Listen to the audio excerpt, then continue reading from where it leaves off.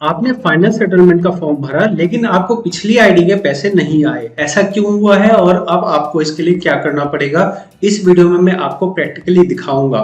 तो यहाँ आप देख सकते हैं सर्विस हिस्ट्री के अंदर आपको जाना है। सबसे पहली चीज आपको ये जान लेनी है कि जब भी आपको फाइनल सेटलमेंट का फॉर्म 1910C भरना होता है तो आपको पिछली वाली आईडी को ट्रांसफर करना अनिवार्य है।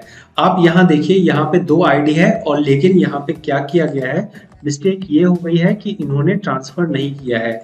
आप यहाँ देखिए ट्रांसफर क्लेम में कुछ भी नहीं है। तो ये एक पहली मिस्टेक होती है जिसकी वजह से आपको पिछली आईडी के पैसे नहीं आए।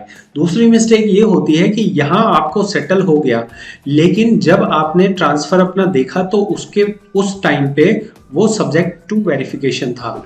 ये जो सब्जेक्ट टू वेरिफिकेशन होता है, जब तक यहाँ पे सब्जेक्ट टू वेरिफिकेशन रहता है तब तक आपका वो ट्रांसफर कंप्लीट नहीं माना जाता है। ऐसा रहते हुए अगर आप फॉर्म 1910C भर देते हैं तो आपको इस सब्जेक्ट टू वेरिफिकेशन के आगे जो लाइन लिखी रहती है वो वाला अमाउंट आपको नहीं मिलता है, मतलब पुरानी वाली आईडी के पैसे आपको नहीं मिलते हैं। तो अब मैंने आपको परेशानी बता दी है कि आपने अपनी पिछली वाली आईडी का ट्रांसफर नहीं किया या फिर अगर आपने ट्रांसफर किया तो वो सब्जेक्ट टू वेरिफिकेशन था और इस वजह से आपने जब फाइनल सेटलमेंट किया तो आपको पुरानी वाली आईडी के पैसे नहीं मिले हैं। फॉर्म 19 की बात कर रहा हूँ। हो सकता है कि पेंशन आपकी कमाई हो, वो एक अलग मैटर है। मैं जो अभी बात कर रहा हूँ वो आपके पीएफ कमाने की बात कर रहा हूं। तो अब आपके पास क्या क्या सिचुएशन बचती है तो इसको समझ लेते हैं।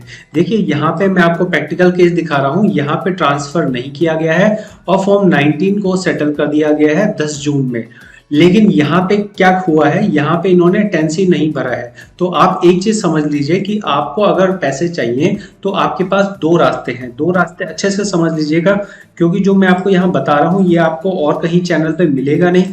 तो आपको यहाँ पे जो प्रैक्टिकल चीज बताई जा रही है उसको ध्यान से समझिए। आपके पास दो रास्ते हैं। पहला रास्ता है कि आप कहीं पे नई जगह पे नौकरी ज्वाइन करने वाले हैं। तो अगर आप कहीं पे नई जगह नौकरी ज्वाइन करने वाले हैं, 1 दिन में, 2 दिन में, 10 दिन में, 20 दिन में, 1 महीने में, तो मैं आपसे रिक्वेस्ट करूंगा कि आप पिछली वाली आईडी के जो आपकी ओल्ड आईडी के पैसे हैं उसको आप ट्रांसफर मत कीजिए। ऐसा इसलिए कह रहा हूं क्योंकि अगर आप दोबारा से फॉर्म 1910C भरेंगे तो चांसेस हैं कि आपका फॉर्म रिजेक्ट हो जाए। और उसमें भी मुसीबत ये है कि फॉर्म 10C को आप दोबारा अप्लाई नहीं कर सकते हैं। तो अगर आपका केस ये है कि आप नई कंपनी ज्वाइन करेंगे बहुत जल्दी, 1 दिन में, 2 दिन में, 10 दिन में, या आप नौकरी ढूंढ रहे हैं, उम्मीद है कि आप नई जगह नौकरी ज्वाइन कर लेंगे, तो मैं आपसे यही रिक्वेस्ट करूंगा कि आप इसे जो ओल्ड आईडी में पैसा पड़ा हुआ है उसको आप ट्रांसफर मत कीजिए, उसको रहने दीजिए। और जब आप न्यू कंपनी ज्वाइन करेंगे तो आपकी मान लीजिए पहले कंपनी है तो उसको सीधे न्यू कंपनी में आप ट्रांसफर कर सकते हैं।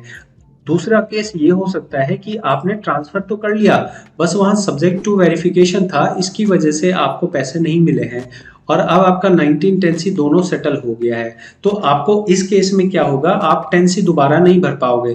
तो ऐसे में आपको ऑफलाइन फॉर्म भरना पड़ेगा। ऑफलाइन फॉर्म 1910C दोबारा भरना पड़ेगा, साथ में ही आपको चिट्ठी भी लिखनी पड़ेगी। ऑनलाइन आप ये सब्जेक्ट टू वेरिफिकेशन अगर हट गया है तो अब आप फॉर्म 1910C दोबारा नहीं भर सकते हैं। अगर आप भरने की कोशिश करेंगे तो भी आपका फॉर्म रिजेक्ट हो जाएगा। तो ये मैंने दो स्थिति बताई है। कब बताया? मैंने बताया कि अगर आपको न्यू कंपनी ज्वाइन करनी है तो आपको ट्रांसफर कर लेना चाहिए जब आप नई जगह ज्वाइन करेंगे। और अगर सब्जेक्ट टू वेरिफिकेशन वाला केस था और आपको ये पैसे सब्जेक्ट टू वेरिफिकेशन की वजह से नहीं मिले हैं, अब पैसे आपके इस आईडी में आ गए हैं, तो ध्यान दीजिएगा कि आपको अभी ही अप्लाई कर लेना है फॉर्म 1910C। अगर आप अभी अप्लाई नहीं करोगे और जाके न्यू कंपनी ज्वाइन कर लोगे तो आप आगे चल के इसे ट्रांसफर नहीं कर पाओगे। ट्रांसफर करना बहुत मुश्किल हो जाता है। तो अगर अभी जॉब में नहीं है तो अभी ही आपको फॉर्म 1910C अप्लाई करना है, वरना आगे चल के और पैसे फंस जाएंगे। अगर पास में पीएफ ऑफिस ना हो तो आप कोरियर भी कर सकते हैं। अगर इसमें आपको दिक्कत होती हो कि मुझे और डिटेल में समझना है या आप मेरी कोई हेल्प कर सकते हैं तो हेल्प के तौर पे मैं आपको गाइडेंस दे सकता हूं, बता सकता हूं कि आपको कहाँ कोरियर करना है, कैसे फॉर्म भरना है, ये सब चीज़ें बता सकता हूँ।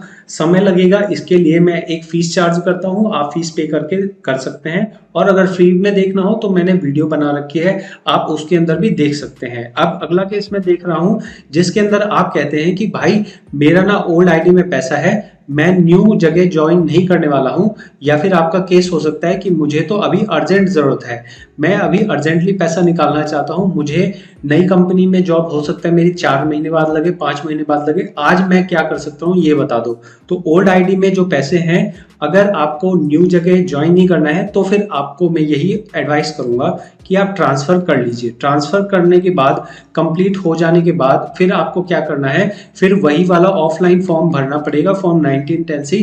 ये कैसा फॉर्म होता है मैं आपको दिखा देता हूँ। इसके लिए आपको CCF आधार सिलेक्ट करना है। आधार, ये जो फॉर्म होता है ये आपको चाहे आप PF ऑफिस में भी आपको मिल जाएगा। तो इस फॉर्म को आपको मैं दिखा रहा हूँ, ध्यान से देखिएगा। ये जो फॉर्म है ये एक सिंगल पेज का फॉर्म होता है, और ये बाकी जो पेज हैं ये 2 पेज ये काम के नहीं है, वो सिर्फ निर्देश लिखे गए हैं। मैं आपको शॉर्ट में यहीं पे बताने की कोशिश करता हूँ कि आपको क्या क्या भरना है। सबसे पहले आपको यहाँ पे ऊपर लिखना है पार्ट पेमेंट विड्रॉल। ये जो पार्ट पेमेंट विड्रॉल है ये एक कोड होता है जो PF वाले इस्तेमाल करते हैं, जिसका मतलब होता है कि अभी हमें और पैसे चाहिए, हमारे अभी इसमें और पैसे हैं, तो इसे बोला जाता है पार्ट पेमेंट विड्रॉल। आपको ऐसा एक लाइन लिख देनी है ऊपर, ठीक है। अभी मैं मोटा लिख रहा हूं, आप जब लिखेंगे तो ये छोटा सा यहाँ नजर आएगा। फिर आपको यहाँ अपना जो आपके PF में मोबाइल नंबर है वो भरना है। 1910 से आपको दोनों ही टिक करना है, 1910 से दोनों टिक करना है। फिर आपको अपना नाम, यहाँ पे देखिए आपको नाम भरना है, फादर नेम भरना है, UN नंबर भरना है। यहाँ पे PF नंबर आप भर सकते हैं, जो आपकी लास्ट मेंबर आईडी है वो भरनी है। चाहे पैसे पुरानी आईडी के नहीं आए हो, लेकिन जब आप फाइनल सेटलमेंट कर रहे हैं तो आपको लास्ट आईडी का भरना होता है। आधार नंबर भरेंगे, डेट ऑफ ज्वाइनिंग जो भरेंगे वो लास्ट वाली आईडी की भरनी है, ठीक है। लास्ट आईडी की भरनी है, पहले वाली आईडी के से अभी कोई मतलब नहीं है। ओके, अब आगे क्या भरने का बोल रहा है, यहाँ पे हमें बोल रहा है कि ये एडवांस के लिए है, तो एडवांस वाला हम नहीं निकाल रहे हैं, हमें फाइनल सेटलमेंट का चाहिए, तो हम फाइनल सेटलमेंट की बात करते हैं। फिर हम नीचे चलेंगे, नीचे हमारा 8 नंबर पॉइंट आ गया। यहाँ आपको डेट ऑफ एग्जिट जो डालनी है वो वाली, जो आपकी लास्ट सर्विस की एग्जिट डेट है वो डालनी है। फिर आपको यहाँ पे अपना पैन नंबर डालना है, और यहाँ पे आपको लिख देना है शॉर्ट सर्विस। आपकी जो एग्जिट का रीजन होता है वो शॉर्ट सर्विस होता है, ठीक है। फिर आपको यहाँ पे अपना एड्रेस डाल देना है, जैसा आपके आधार कार्ड में हो वैसा आपको डाल देना है। कोरियर भी करना पड़ेगा आपको, अगर कोरियर करना पड़े तो लेटर आपको बनाना पड़ेगा कि किस वजह से आप ऐसा ऐसा कर रहे हैं। आपके मन में आ सकता है क्या हम ग्रीवाइंस से कर देंगे कुछ तो हो जाएगा? कुछ भी नहीं होगा, ग्रीवाइंस करने से कुछ नहीं होगा, RTI लगाने से कुछ होगा नहीं होगा। हम PF ऑफिस चले जाएं तो वो हो जाएगा, तो आप PF ऑफिस जाओगे तो भी आपको कोई ना कोई कमी जरूर बताई जाएगी। इसलिए काम मुश्किल है, ध्यान से करें। तो मुझे जरूर बताइए कि ये वीडियो आपको कैसी लगी है, और अगर आप PF का काम करते हो, आप सीखना चाहते हो, तो WhatsApp में जुड़ सकते हैं। बहुत बहुत धन्यवाद।